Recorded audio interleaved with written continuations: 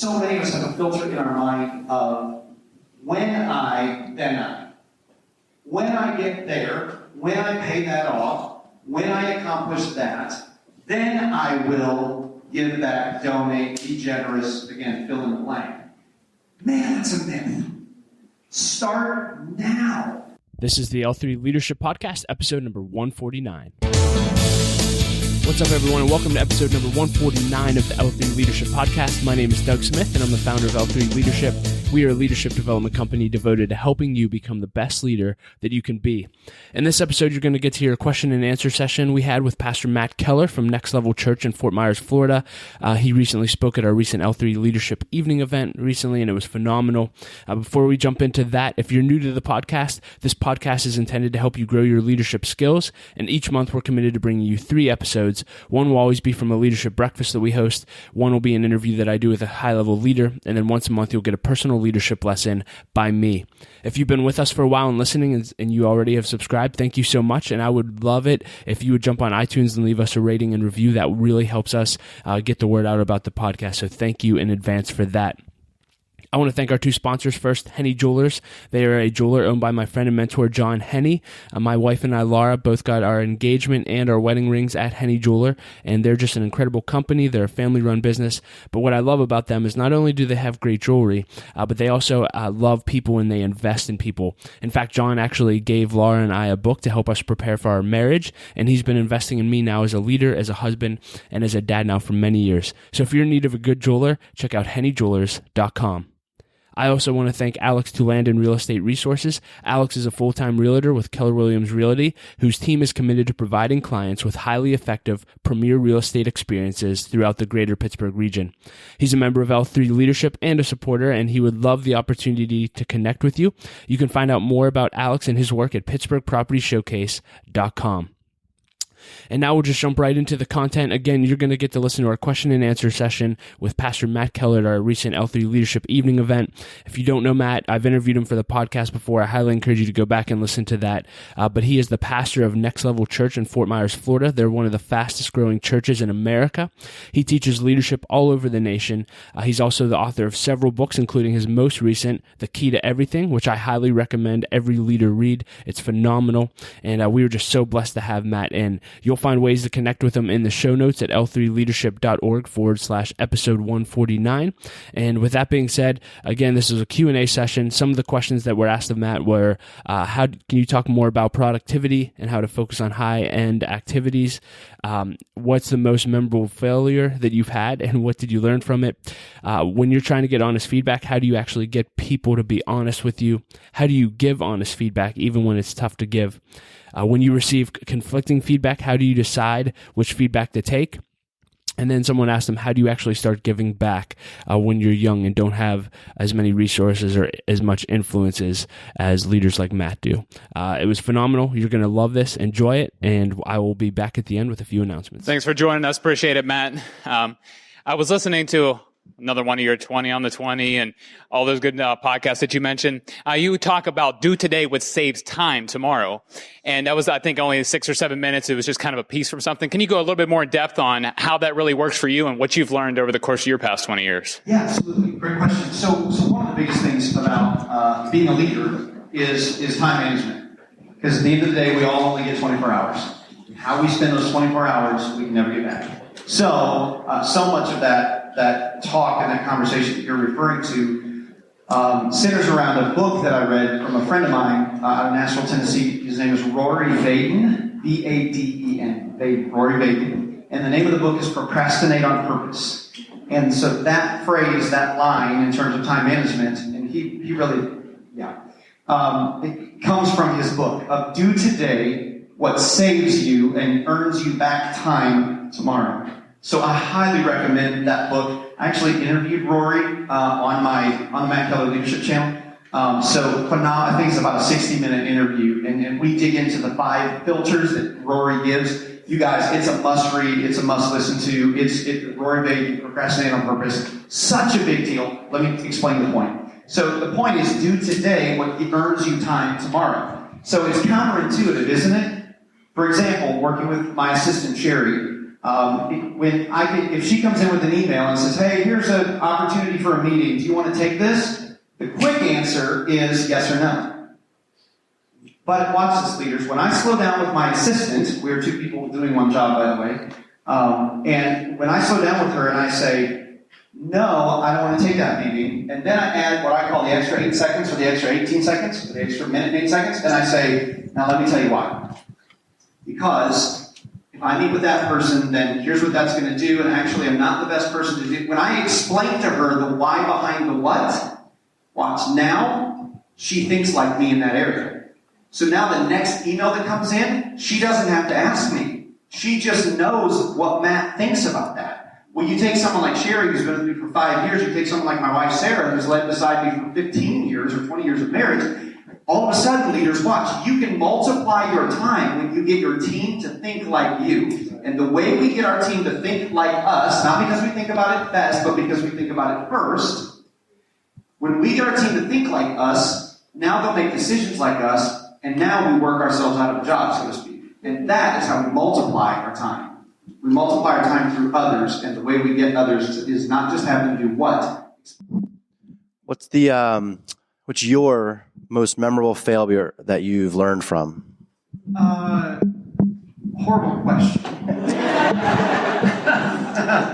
One of the first John Maxwell leadership talks I ever heard him give was a talk that he did in 2002, fall of 2002, at Catalyst Conference. And John, the name of the talk was 7 Lessons I Learned from the Mistakes I've Made.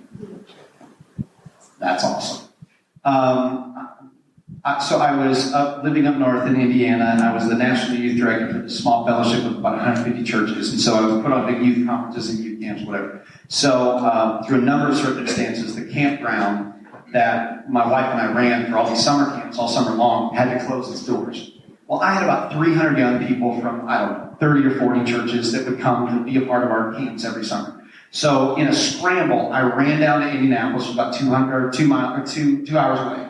And I found a hotel that would work with us. And so I was doing it. I booked it, the rooms, the thing, the meals, the deal. We're going to pull off camp. And so I signed, the 20-page contract, whatever it was, signed on the dotted line. So Sarah and I go home. We start calling all these youth pastors. Hey, we're on for camp. Well, all of them, when they found out our campground had closed, started making other plans in other camps around the Midwest. And so it quickly, about 10 days into that process of calling all these guys, I realized this is not going to happen. So I called the hotel back and I said, hey, we booked that. Turns out we're not going to need it. And the guy, he must have known I was young. Because he goes, okay, Matt, do you have the contract in front of you? Yeah, why? He goes, okay, he literally said, okay, see all of those, see at the bottom of every page your initials, MK? Yeah. Well, that means whether you hold the event or not, you're on the hook for $86,000. So I had to go into my boss. It was so bad. I had to go into my boss and tell him, I think I just made an $86,000 mistake. So good news. At the end of the story is we moved our big national pastors conference into that hotel, and we used it all up, the food and the meals and the rooms, so we were fine. Thank God. But that's a pretty big failure. And what did I learn? Read the fine print. I learned about grace and mercy. It's a big failure. Hi, Matt. My name is Caitlin. Thank you so much for being here with us tonight. My question for you is, when you're trying to get honest feedback from employees or people close to you, I understand that once they've done it once and you're very receptible, that builds trust, but just getting that initial feedback out of them, what are your recommendations for that? Such a good question. Well, I think, first of all, you have to ask and keep on asking. So again, use me as an illustration. I could look at my team and say, hey, give me, 3 things about, the weekend message. And they will, and again, if I'm receptive to that and open, they'll feel comfortable giving me more feedback in the future. But I have to ask and keep asking. Because again, at a level at some point, leaders would reach a level that's dangerous. They have the most lose. They want to hurt me. We're all in this together, right? Like, we love that. So you have to ask and keep on asking. Secondly, keep thinking up creative ways to ask. So again, did you hear how I tweaked the question that time? Instead of tell me about what you thought about the message, well, that's too generic. Ask a number question. And the book, one of my favorite chapters is the art of asking great questions. I think it's chapter 12. And I give 11 tips to asking great questions because most people don't know how to ask good questions. So when you ask a number question, that's a good way because now people start to filter it through. So find unique ways to ask. Doing it in private, sometimes one-on-one is better than one-on 3 or 4. You sit in a meeting and you go, "Hey guys, help me leave this meeting better." Well, they don't want to embarrass you. They don't want to, but pulling them aside or, "Hey, can you stay for a minute after? Hey, will you help me? I really want this. I want there to be more energy around this table during this 1-hour meeting. You have thoughts on that?" Like invite them to be part of the solution. Does that make sense? So that's 2 or 3 more tips on feedback. It's such a big deal. Feedback is such a big deal. Just a follow-up question. Listen to your podcast recently. If you guys don't have the Matt Keller Leadership Channel podcast, make sure you subscribe. It's a must listen to. Excellent content every single month. But on the opposite end of the spectrum, giving feedback. So a lot of us are here with people under us. Can you give advice for giving feedback, especially when it's uncomfortable and you're a relational leader? Yeah, I think one of the necessities of leadership is the ability to have hard conversations with people. There are 2 kinds of people when it comes to hard conversations: those who don't like them, and those who don't mind them. Nobody should like them. If you like them, then you can check your motives. So there are people who don't like them. That's me, I'm a feeler. And there are people who don't mind them. Okay, so the 2 dangers of those 2 personalities is, for those of us who don't like them, the danger as a leader is we'll wait too long to have them. We'll let too much water go under the bridge. And now, when we finally have them, we explode on people. Because they've been doing this for 2 years. This is the first time you've ever said anything to me about it. I know I didn't want to hurt you. People blowing me up right now is hurting me. So we'll wait too long. That's the danger. The danger of those who don't mind them is we think everybody else in the world doesn't mind them either, and so we'll just bulldoze people. What? Suck it up. This is the real world. They should be able to hear it. I know. Some of us feel it. It's okay. So, good question. I think a few of my thoughts are, again, consider the person. Every just like your children, those of you who are parents, every child is different. Every employee, every team member is different on how they like to receive feedback. So ask them. Ask them. Hey, obviously, in this position, there are going to be times where I need to say things to you that are going to be hard, they're going to be uncomfortable, that we're not going to like. What's the best way that you like to receive that kind of constructive criticism in hard conversations? What a great way to open that up. Secondly, I would say let them know that it's coming. Don't surprise them. Call a separate meeting for it and say, "Hey, can we build in about 20 minutes? I need to have a hard conversation. Everything's good, but we need to get clear on some expectations here." That way they know it's coming. Don't just work it into the last 3 minutes of your 1-hour weekly meeting and you're like, "Oh, hey, one more thing. You suck." Don't blow people up. Don't surprise them. So I think that's a big deal in terms of giving feedback as well. Let them know what hat you're wearing. In my world, I wear a lot of hats for people. So I'm their boss, I'm their pastor. That's a whole different emotional/spiritual thing, is being someone's pastor. I'm their friend. My wife works for me. I'm her husband. So there's a lot of different hats. So let them know, "Hey, I need to take off my friend hat for a second. For about the next 5 minutes, let me take off my friend hat. And let me put my boss hat on." That way they know what's coming. Say the last 10%. So don't say 90% and not go the full 100. You know why? Because 90 days from now, you're going to be frustrated about the little 10% you didn't say. So ask yourself the question, did I say it all? Because if you didn't, you're not being fair to them. You're not serving your team well. So say the last 10%. So that's kind of there's 5 or 6 pieces of advice on how to give feedback in a hard conversation. I had a question about the feedback, receiving feedback. What do you do within your circle when you have conflicting feedback? Both feedbacks are positive, but slightly different directions. What's your process or structure to decide which is the correct feedback to receive? Man, that's a deep question, but it's so true. We get into those situations where it's like, okay, you have conflicting voices here. Where do I go? One person's telling me I need to talk longer, one person's telling me I need to talk shorter. I don't know. I think some of it then, I think it probably always goes back to the filter, first and foremost, of the vision. Like, what are we trying to accomplish? So go up as high as you possibly can. Get out of the mud, get out of the weeds of whatever the decision is or whatever the idea you're contemplating is. You want to get as high as you can because that gives you the best possible perspective. In light of that goal, in light of that vision and what we're trying to accomplish, how do both of these perspectives fit into that? And then slowly start to bring that down from, if that's the goal, okay, then what about me? Is what's more my gift mix? What's more my preference? What's, which way do I lean there? So I would probably filter through that and then filter through us, organizational, cultural values, and then hopefully you can bring it all the way down to the decision-making level. So I would say the big answer here is use your filters. Filter with the vision of the goal, filter with yourself, your own personality, your own bias, your team's bias, cultural values bias, takes you to the decision. So there's 4 filters. That's what I would do. Good question. That's very unique. Hey, Matt. I'll be in Florida next month, so I look forward to visiting your church. Looking forward to it.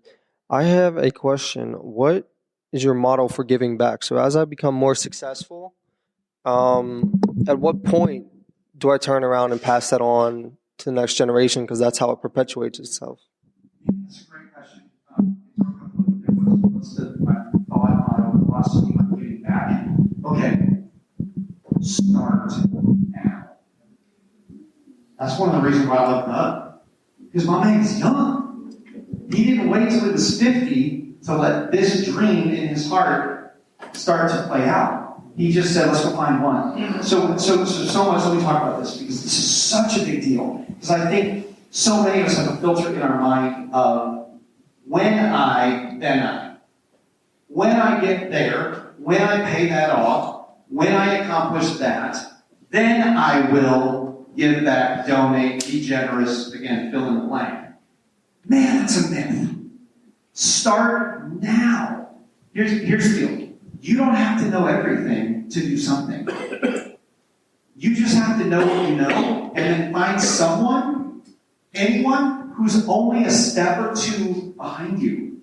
I tell that to pastors and church planners all the time, because it's the whole thing of, well, our church, guys like that know this, like, well, our church is only 100 people, or our church is only 8 months old. Okay, well, somebody's only 2 months old. Go find them. Well, we're only 2 months old. Well, somebody's pre-launch 3 months.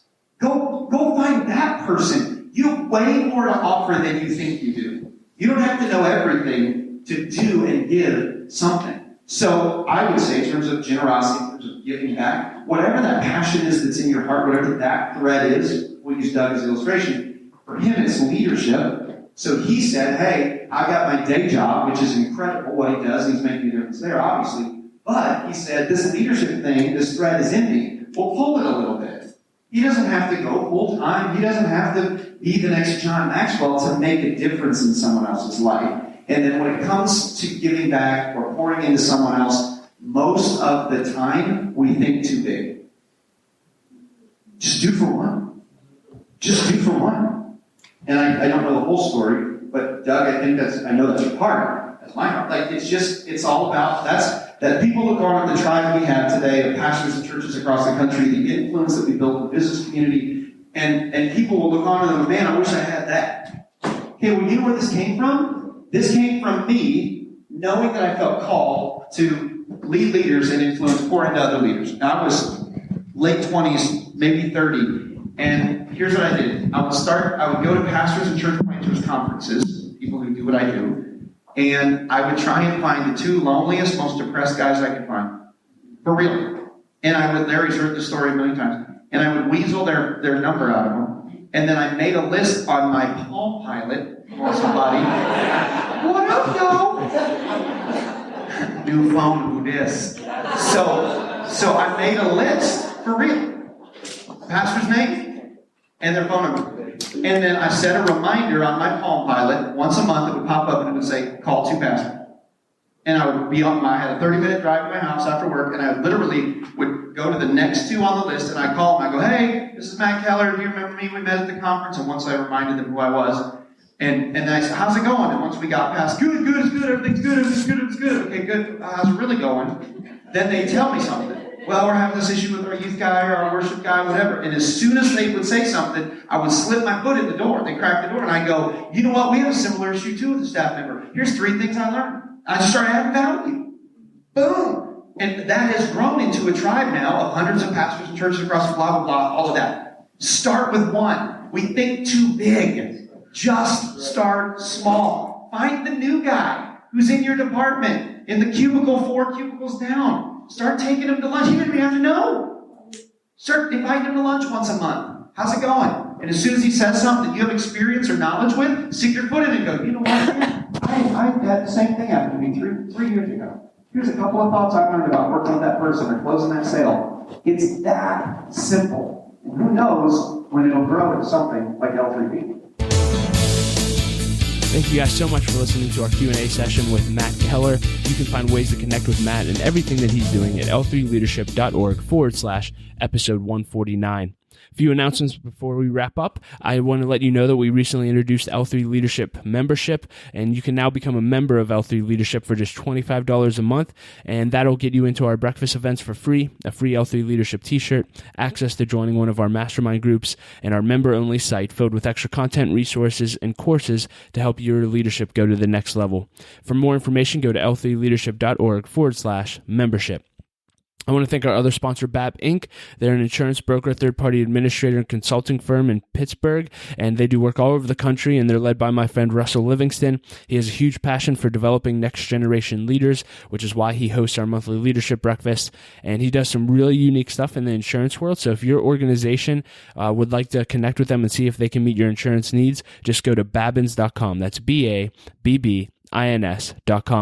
If you want to get connected with L3 Leadership and stay up to date with everything we're going, you can go to our website at l3leadership.org and sign up for our email list. You'll also get a free copy of my ebook then, Making the Most of Mentoring, which is my step-by-step process for how I get meetings with leaders.